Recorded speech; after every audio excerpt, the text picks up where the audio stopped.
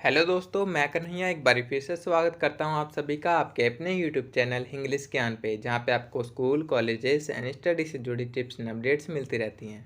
तो दोस्तों, जैसा कि हमने प्रीवियस वीडियोस में ऑलमोस्ट सभी सब्जेक्ट जो इम्पोर्टेंट टॉपिक्स रहने वाले हैं DU BEd 2021 की प्रिपरेशन के लिए वो डिस्कस कर लिए हैं। तो आज की वीडियो में डिस्कस करेंगे साइंस के कुछ इंपॉर्टेंट क्वेश्चन जो कि DU BEd प्रिपरेशन के लिहाज से काफ़ी अच्छे हैं और काफ़ी इम्पॉर्टेंट भी है। और अगर आपने हमारी पहली वीडियोस नहीं देखी हैं जिसमें हमने DU BEd इंटर 2020 के लिए सभी subject wise important topics discuss करे हैं, तो उसकी प्लेलिस्ट आपको चैनल पे मिल जाएगी। वहां से आप जाकर उन वीडियोस को देख सकते हैं जिसमें हमने ऑलमोस्ट सभी सब्जेक्ट के जो टॉपिक्स हैं इंपॉर्टेंट रहने वाले हैं 2020 DU BEd के लिए उन्हें डिस्कस करा है। ठीक है, और इसी प्रकार अगर आप चैनल पे नए हैं तो इसे सब्सक्राइब करके हमारे साथ ज़रूर जुड़ सकते हैं, क्योंकि यहाँ पे आपको DU BEd एंट्रेंस से रिलेटेड वीडियोस देखने को मिलती रहती है, प्लस यहाँ पे इंपॉर्टेंट टॉपिक्स और आपकी प्रिपरेशन के लिए कुछ क्वेश्चन करवाए जाते हैं। और दोस्तों, कमेंट सेक्शन में एक बात ज़रूर बताएं कि नेक्स्ट वीडियोस में हम प्रीवियस ईयर के क्वेश्चन पेपर में जितने भी क्वेश्चन पूछे गए हैं सब्जेक्ट वाइज वो डिस्कस करें, या फिर इसी प्रकार की प्रिपरेशन से रिलेटेड वीडियो आपके लिए लाई जाए। तो ये ज़रूर बताएं कमेंट में, इस प्लस आपकी प्रिपरेशन भी अच्छे से हो जाएगी और जो प्रीवियस ईयर के क्वेश्चन होंगे वो भी उससे भी आप एक बार यूज तो हो जाएंगे। तो आई थिंक ये चीज़ आपको आपकी प्रिपरेशन में काफ़ी हेल्प करेगी। ठीक है, तो कमेंट में ज़रूर बताएं कि नेक्स्ट वीडियोस में प्रीवियस ईयर के क्वेश्चन डिस्कस किया जाए या फिर इसी प्रकार के इंपॉर्टेंट क्वेश्चन डिस्कस किए जाएँ सभी सब्जेक्ट के वाइज। ठीक है, तो चलिए आज की वीडियो शुरू करते हैं। इससे पहले अगर आप चैनल पर नए हैं तो प्लीज़ चैनल के साथ ज़रूर जुड़े, सब्सक्राइब करें और हमारे परिवार का एक हिस्सा बने। तो चलिए आज की वीडियो शुरू करते हैं और देखते हैं पहला क्वेश्चन। टूटकर गिरते हुए पिंड के सिद्धांतों की खोज किसने की? तो ये आपके गैलीलियो जी ने की थी। इसके अलावा फिर दूसरा क्वेश्चन है, अंतरिक्ष पर वस्तु का भार क्या होगा? बढ़ जाएगा, कम हो जाएगा या फिर शून्य रहेगा? तो उसका जो आंसर है आपका शून्य रहेगा। अंतरिक्ष पर कोई भी वस्तु का भार होगा वो शून्य होगा। अगर हम द्रव्यमान की बात करें तो द्रव्यमान समान ही रहता है, चाहे वो पृथ्वी पर रहे, चाहे वो आसमान में रहे या फिर किसी भी प्लेनेट पर रहे। तो द्रव्यमान इक्वल होता है, बट भार वस्तु का कम ज़्यादा होता है। ठीक है, इसके अलावा थर्ड है, पृथ्वी की घूर्णन गति बढ़ जाए तो हमारे शरीर का भार क्या होगा? तो हमारे शरीर का भार क्या होगा? घट जाएगा। इसी तरह एक क्वेश्चन है कि पृथ्वी हमारी किस तरह घूमती है? पूरब से पश्चिम घूमती है, पश्चिम से पूरब घूमती है, उत्तर से दक्षिण, या किस दिशा में घूमती है? तो इसका आप आंसर कमेंट में ज़रूर बताएं। ठीक है, चलते हैं चौथा क्वेश्चन।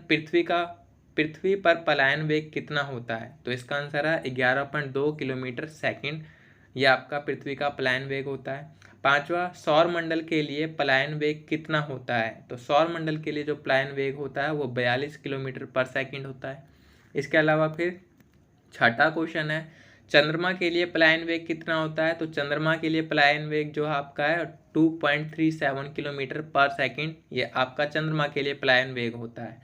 फिर आपका सातवां क्वेश्चन है, कृत्रिम उपग्रह को कितनी ऊंचाई पर ले जाया जाता है?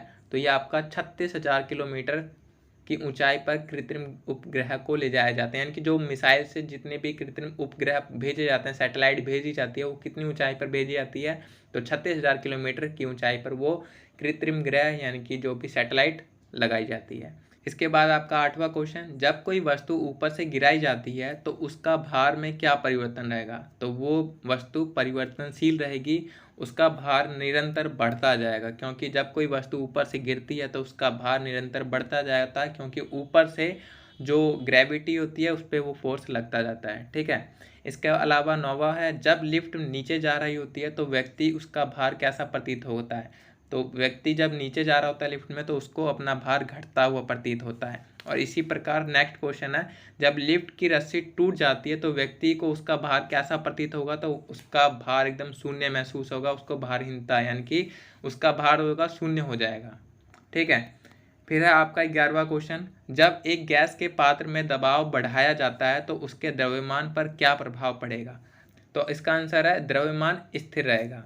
12वां है, ऊंचाई बढ़ने से वायुमंडलीय दाब पर क्या प्रभाव पड़ेगा? बढ़ जाएगा, घट जाएगा? तो इसका सही आंसर है घट जाता है। ठीक है, ऊंचाई बढ़ने के साथ साथ वायुमंडलीय दाब घटता है। फिर दाब बढ़ने पर पानी का क्वथनांक क्या होगा? यानी कि जो बॉइलिंग पॉइंट होता है पानी का वो क्या होगा दाब बढ़ने के साथ ही? तो बॉइलिंग पॉइंट घटने लगता है दाब बढ़ने के साथ। इसके अलावा 14वां, पानी से भरे एक बर्तन में बर्फ का एक टुकड़ा तैर रहा है, पूरी बर्फ पिघलने पर बर्तन के जल स्तर में क्या फर्क पड़ेगा। देखिए, अगर कॉमन सेंस देखें तो लोग यहाँ पे सीधा तुक्का लगाएंगे कि जो पानी का स्तर है वो बढ़ जाएगा, क्योंकि बर्फ एक पानी का टुकड़ा होता है और बर्फ पिघलेगी तो पानी का स्तर जाहिर से बात है बढ़ जाएगा। बट वैज्ञानिक रूप से देखें तो पानी का स्तर नहीं बढ़ेगा, पानी का स्तर जैसा का तैसा ही रहेगा, इसीलिए अपरिवर्तित रहेगा। पानी के स्तर में किसी प्रकार का कोई प्रभाव नहीं पड़ेगा, वो उतना का उतना ही रहेगा। इसके अलावा 15वां क्वेश्चन है, एक लड़की झूला झूल रही है, उसके पास एक अन्य लड़की आकर बैठ जाती है, तो झूले का आवर्तकाल क्या होगा। तो आवर्तकाल अपरिवर्तित रहेगा, आवर्तकाल में किसी प्रकार का कोई परिवर्तन नहीं होगा। ठीक। इसके अलावा 16वां क्वेश्चन है, एक कमरे में पंखा चल रहा है तो कमरे की वायु का ताप क्या होगा, कम हो जाएगा, बढ़ जाएगा। तो इसका सही आंसर है बढ़ जाएगा। 17वां है, कमरे में रखे रेफ्रिजरेटर का दरवाज़ा खोल दिया जाए तो कमरे का तापमान क्या होगा। तो अभी देखिए, जो क्वेश्चन है ना, ये ड्यू बीएड में आया हुआ क्वेश्चन है इसी प्रकार का कि रेफ्रिजरेटर का अगर गेट खोल दिया जाता है तो कमरे का तापमान बढ़ता है, कम होता है, क्या होता है। तो कमरे का तापमान बढ़ जाता है, ये आपको ध्यान रखना है। ये जितने भी क्वेश्चन ना काफ़ी इंपॉर्टेंट है ड्यू बीएड, और जितने भी अलग बीएड हैं लाइक बीएचयू का बीएड हो गया या फिर अदर यूनिवर्सिटी के जितने बीएड होते हैं, तो उन सभी के लिए भी ये साइंस का क्वेश्चन बहुत ज़्यादा इंपॉर्टेंट है। ठीक।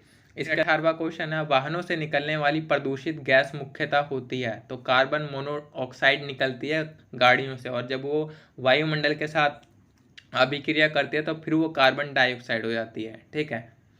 इसके फिर है 19वां क्वेश्चन, ठोस कपूर से कपूर वाष्प बनने की प्रक्रिया को कहते हैं ऊध्र्वपातन। अब ऊध्र्वपातन के साथ साथ और भी चीज़ें आपको जाननी होगी कि कपूर के अलावा अमोनिया क्लोराइड होता है, आयोडीन होता है, इन सब में भी ऊध्र्वपातन आपको देखने को मिलता है।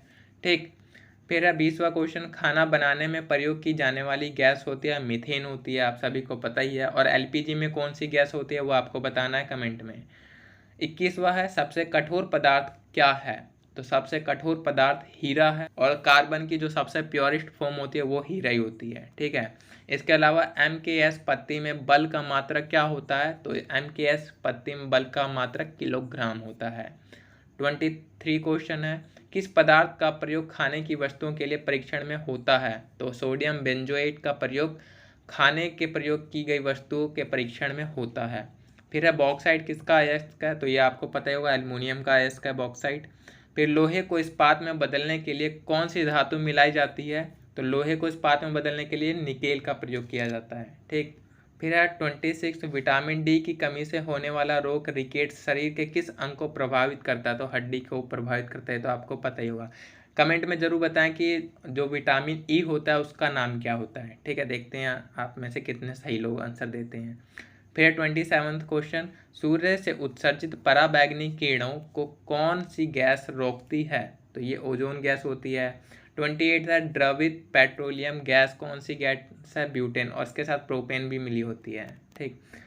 29वां क्वेश्चन है, कच्चे फलों को पकाने में उपयोग की जाने वाली गैस कौन सी है, तो एसिटिलीन द्वारा कच्चे फलों को पकाने के लिए प्रयोग किया जाता है। फिर है 30वां क्वेश्चन, इलेक्ट्रॉन ग्रहण करने की प्रवृत्ति क्या कहलाती है, अवकरण। फिर 31वां है, साबुन के साथ तत्परता से झाग न बनाने वाला जल होता है कठोर जल। कठोर जल के साथ जल्दी से झाग नहीं बनता है, वहीं जब आपका मृदु जल होता है तो उसके साथ आराम से झाग बन जाता है। ठीक। फिर 32वां क्वेश्चन, साधारण नमक का रासायनिक सूत्र क्या होता है, तो सोडियम क्लोराइड को साधारण नमक के नाम से जाना जाता है। वॉशिंग सोडा का रासायनिक नाम क्या होता है, सोडियम कार्बोनेट होता है, ये आपको सभी को पता ही है। इसका फिर है ब्लीचिंग पाउडर का प्रयोग अजीब सी दुर्गंध देता है, इस गंध का क्या कारण होता है, तो इसका सही आंसर होगा क्लोरीन। क्लोरीन की वजह से वो गंध देता है। इसके अलावा फिर 35वां, सोडा वाटर में कौन सी गैस प्रयुक्त होती है, तो सोडा वाटर में आपकी कार्बन डाइऑक्साइड मिली होती है। फिर आपका एलपीजी गैस में मुख्यतः कौन सी गैस होती है, तो अभी ऊपर डिस्कस करा हमने, ब्यूटेन होती है। फिर है 37वां क्वेश्चन, किसी चुंबक को गर्म करने पर उसका चुंबकत्व क्या होगा, यानी कि जो मैग्नेटिक पावर होती है वो क्या होगी, घटेगी, बढ़ेगी, या फिर क्या होगा, तो वो नष्ट हो जाएगी। मैग्नेटिक पावर होगी वो नष्ट हो जाएगी। इसके बाद है 38वां क्वेश्चन, जब किसी वस्तु को धनावेशित किया जाता है तो वह वस्तु क्या करती है, अपने इलेक्ट्रॉनों का त्याग करती है। इलेक्ट्रॉन त्याग कर ही धनावेश बनाया जाता है।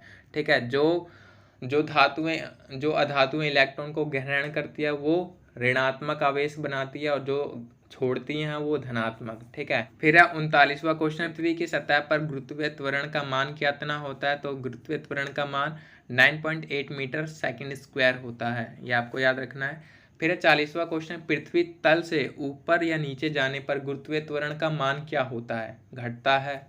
इसके अलावा फिर 41वां क्वेश्चन है, यदि वस्तु की चाल आधी कर दी जाए तो गतिज ऊर्जा क्या होगी? तो गतिज ऊर्जा उसकी 1/4 हो जाएगी। ठीक है, इसके अलावा फिर 42वां क्वेश्चन है, भूमध्य रेखा से ध्रुवों की ओर जाने पर गुरुत्वीय त्वरण का मान क्या होता है? तो जब भी भूमध्य रेखा से ध्रुव की तरफ जाएंगे ना, तो हर चीज वो आपकी बढ़ती है, चाहे वो आपका गुरुत्वीय त्वरण हो या फिर अदर जितने फैक्टर होते हैं, तो बढ़ेगा यहाँ पे। ठीक है, इसके अलावा 43वां आप देख सकते हैं कि जब कांच की छड़ को रेशम से रगड़ा जाता है तो छड़ क्या हो जाती है? धनावेशित हो जाती है, यानी कि पॉजिटिव चार्ज हो जाता है उस पर।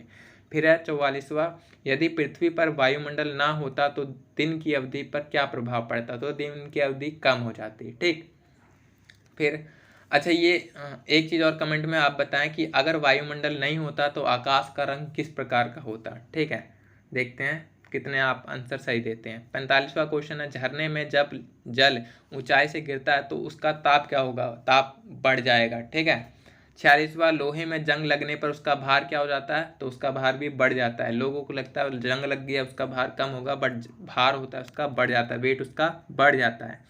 47वां है, रॉकेट के सिद्धांत पर कार्य करता है, तो वह आपका संवेग संरक्षण के सिद्धांत पर कार्य करता है, ये जो न्यूटन का नियम है वो वाला है। ठीक है, इसके अलावा 48वां क्वेश्चन है, उत्प्लावकता से संबंधित वैज्ञानिक कौन है? लॉ ऑफ फ्लोटिंग है, उसका जनक कौन है? वो किसने प्रतिपादित किया है? तो वो है आपका आर्किमिडीज का सिद्धांत, जिसे हम कहते हैं उत्प्लावन का सिद्धांत। ठीक, 49वां क्वेश्चन है, किसी ध्वनि स्रोत की आवृत्ति में होने वाले उतार चढ़ाव क्या कहलाते हैं? तो डॉपलर प्रभाव। या आपको क्वेश्चन इस तरह से आ सकता है कि डॉपलर प्रभाव किससे संबंधित है? तो वो आपका ध्वनि से संबंधित है। फिर आपका 50वां क्वेश्चन है, द्रव्यमान ऊर्जा संबंध किसका निष्कर्ष है? तो ये आपका सापेक्षता का सामान्य सिद्धांत का नियम से संबंधित है। तो आज के लिए 50 क्वेश्चन काफ़ी है। नेक्स्ट वीडियो में हम अदर 50 क्वेश्चन करेंगे किसी और सब्जेक्ट के, या फिर इसी के आगे जो क्वेश्चन होंगे वो हम डिस्कस करेंगे। और इसी प्रकार की प्रिपरेशन के लिए आप चैनल के साथ ज़रूर जुड़े, क्योंकि अब से आने वाली जितनी वीडियो होगी वो आपके ड्यू बीएड प्रिपरेशन से रिलेटेड ही होगी। So thank you so much for watching this video. मिलते हैं इसी प्रकार की नेक्स्ट वीडियो में, तब तक के लिए जय हिंद, जय भारत।